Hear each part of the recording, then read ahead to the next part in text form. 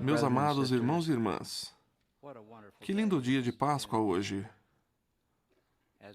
Refletindo sobre a vida do Salvador, vem-me à mente a imagem das pessoas que lhe pediram ajuda. É fácil imaginar o homem de pernas deformadas que nunca andou, ou as lágrimas rolando pela face da viúva que acompanha o corpo do único filho que vai sendo carregado para o sepulcro. Vejo os olhos embaçados dos famintos, as mãos trêmulas dos doentes, a voz suplicante dos condenados, o olhar desolado dos banidos. Todos buscando um homem solitário, sem riquezas, sem casa e sem posição social. Vejo esse homem, o Filho do Deus vivente, olhar para cada uma dessas pessoas com infinita compaixão.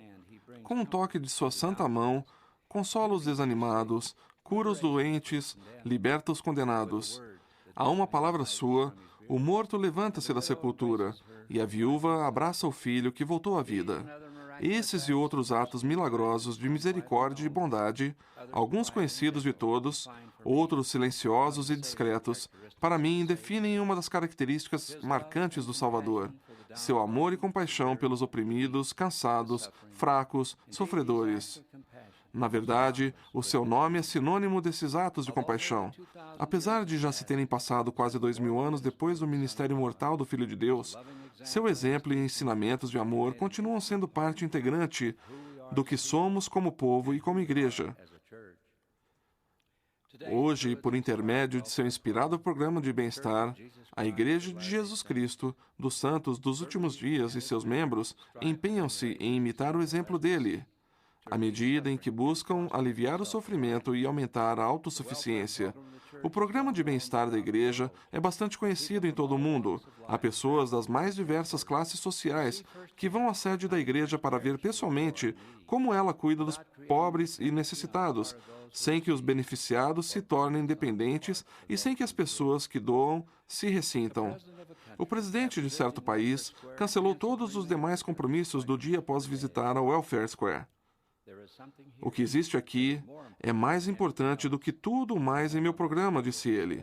Tenho de ficar e aprender mais. Com o passar dos anos, o programa de bem-estar da igreja cresceu para atender às crescentes necessidades da igreja, que está em expansão. Atualmente, na América do Norte, existem 80 fazendas da igreja que produzem alimentos nutritivos para os necessitados. 8 fábricas cuidam de embalar esse alimento vital. Mais de 100 armazéns do bispo estão prontos a ajudar mais de 10.000 bispos e presidentes de ramo a cumprir seu dever sagrado de estender a mão e auxiliar os pobres e necessitados de suas alas e ramos. 50 fábricas das indústrias Deseret oferecem trabalho e treinamento a milhares de pessoas. Em todo o mundo, existem 160 centros de empregos que atualmente ajudam mais de 78.000 pessoas a encontrar emprego.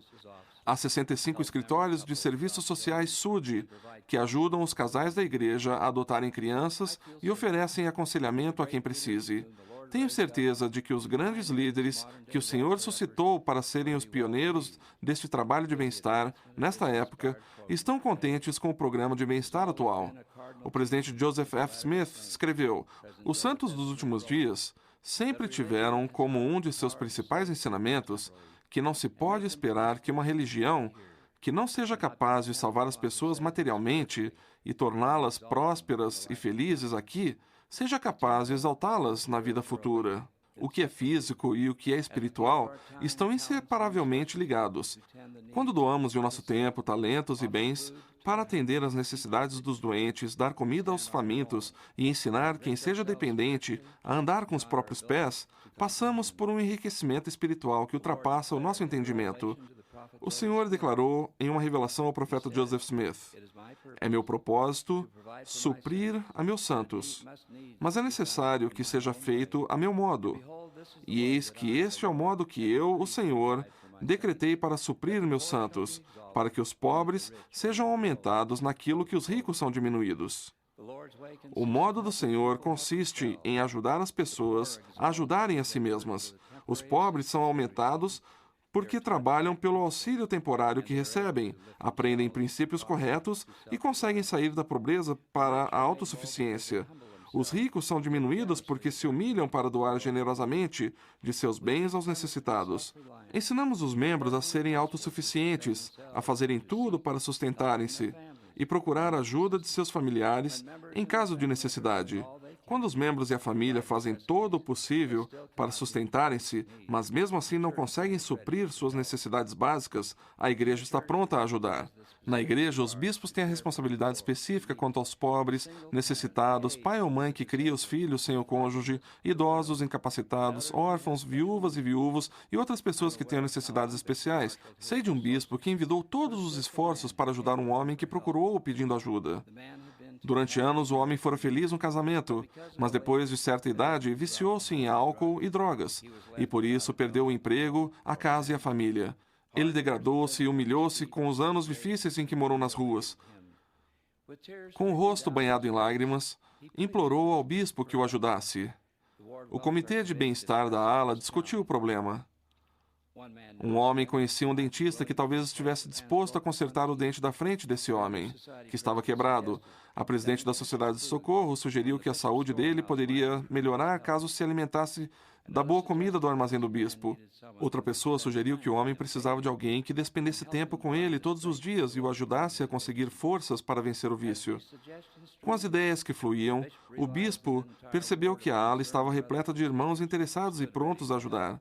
Logo, o bispo começou a perceber progressos. Os irmãos do sacerdócio abençoaram um homem. Um dentista caridoso consertou-lhe o dente quebrado. A saúde dele melhorou com a comida do armazém do bispo. Uma dupla de irmãos mais velhos, fiéis, aceitou servir como mestres familiares especiais. Eles passavam algum tempo com ele todos os dias para ajudá-lo a manter sua resolução. Seguindo os princípios estabelecidos, esse bom irmão ofereceu-se para ajudar outras pessoas da ala.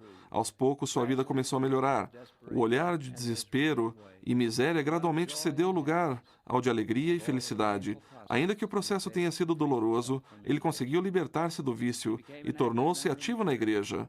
A vida de pobreza e miséria transformou-se em uma vida de esperança e felicidade. É assim que o Senhor cuida de quem precisa.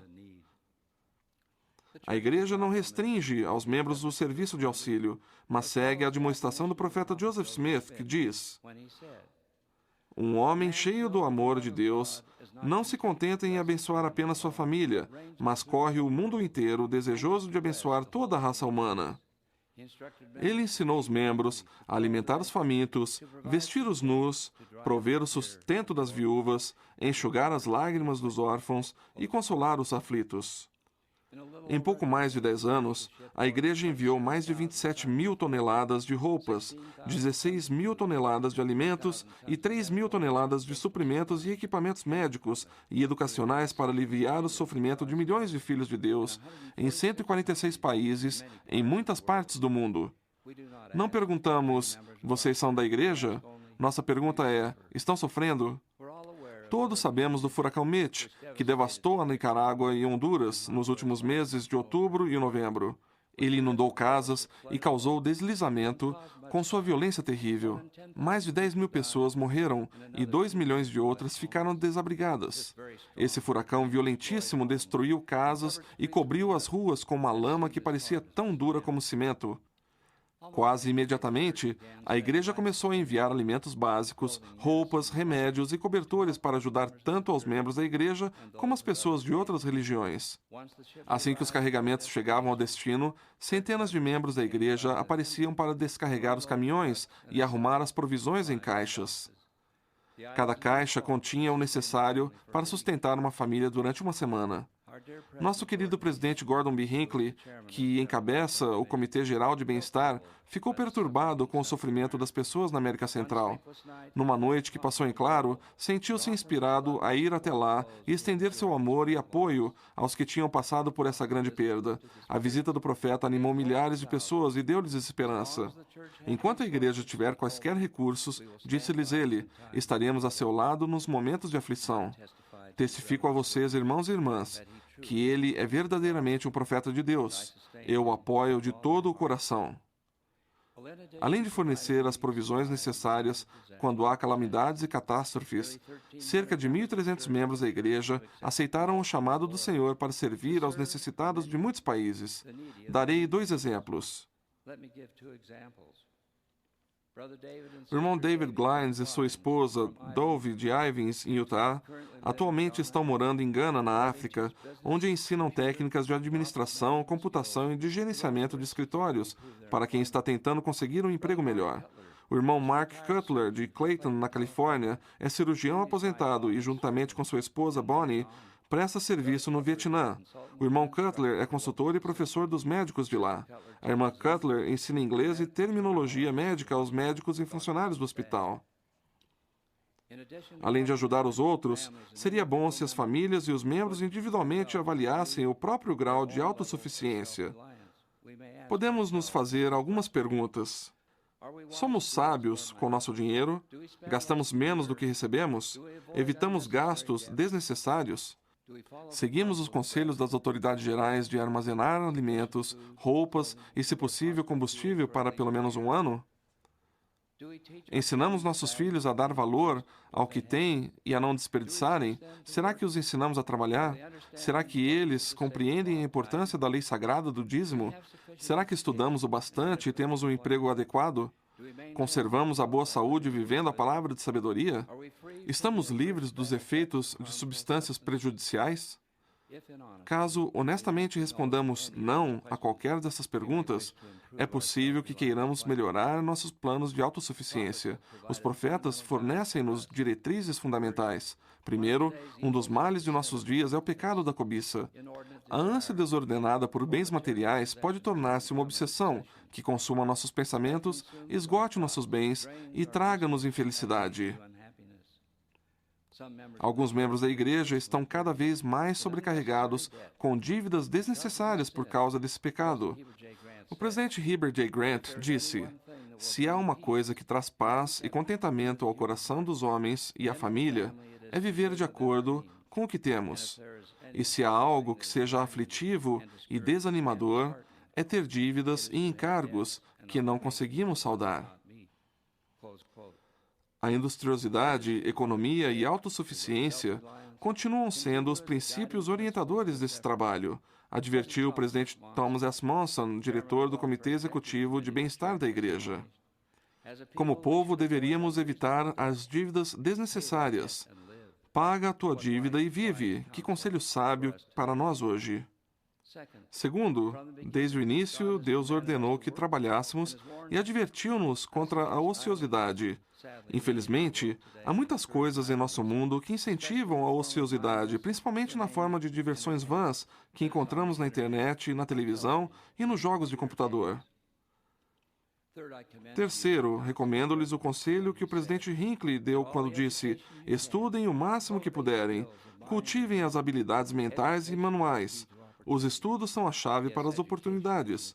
Sim, os estudos são o catalisador que refinarão e lapidarão nossos talentos, técnicas e habilidades e os farão desabrochar. Quarto, quem decide seguir o exemplo do Salvador e aliviar o sofrimento de outros, poderia atentar para a quantia que doa nas ofertas de jejum. Esse dinheiro sagrado é utilizado única e exclusivamente para uma coisa: abençoar os doentes, os que sofrem e outras pessoas que estejam necessitadas. Quando contribuímos generosamente nas ofertas de jejum, somos grandemente abençoados, e isso possibilita que nos associemos ao Senhor e ao Bispo em ajudar a minorar o sofrimento e aumentar a autossuficiência. Considerando-se nossa prosperidade, talvez devamos examinar nossas ofertas e verificar se somos tão generosos com o Senhor quanto Ele é conosco. Se o Salvador estivesse entre nós na mortalidade atualmente, estaria ministrando aos necessitados, aos que sofrem e aos doentes. Pode ter sido para seguir o exemplo dele que o presidente Spencer W. Kimball tenha dito: olhando por esse prisma, vemos que o bem-estar não é um programa, mas é a essência do Evangelho. É o Evangelho em ação. É o mais importante princípio da vida cristã. Quando o programa de bem-estar teve seu início modesto em meio à Grande Depressão, poucos imaginaram que 60 anos depois teria crescido a ponto de ser literalmente uma bênção para milhões dos necessitados do mundo. O lindo hino Eu Devo Partilhar traz uma lição inspirada a respeito de doar. Eu devo partilhar, pois muito recebi. De ti abrigo e cuidado recebi. Não posso nunca, pois deixar de partilhar meu pão, meu agasalho, o teto que está a me cobrir, tudo o que possa confortar. Irmãos e irmãs, o Salvador que nos deu o modelo, alegra-se com quem, em todas as coisas, se lembram dos pobres e necessitados, dos doentes e dos aflitos. Ele alegra-se com quem dá ouvidos à sua advertência de socorrer os fracos, erguer as mãos que pendem e fortalecer os joelhos enfraquecidos. Que sigamos o seu exemplo, é minha oração, em nome de Jesus Cristo. Amém.